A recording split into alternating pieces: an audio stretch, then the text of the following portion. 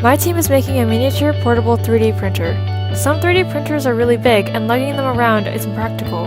Having a mini 3D printer that people could take around would allow people to just print whatever they wanted whenever they wanted.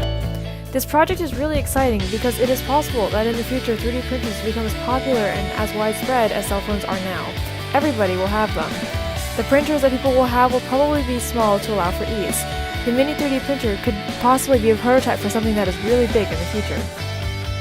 BWSI is a great way to learn how to solve challenging problems with a team of amazing people. The instructors are always willing to help and are very informative. Not only are they very helpful, but they always have activities that are stimulating and help with understanding the topics. I have learned so much from this program. Aside from learning the major aspects of 3D printing, I think that I have also made a major breakthrough for my teamworking skills. Most of my improvement have come from my experience doing the weekly challenges, like making the fastest race car, best boat, best table leg, best guider, and of course, the final project.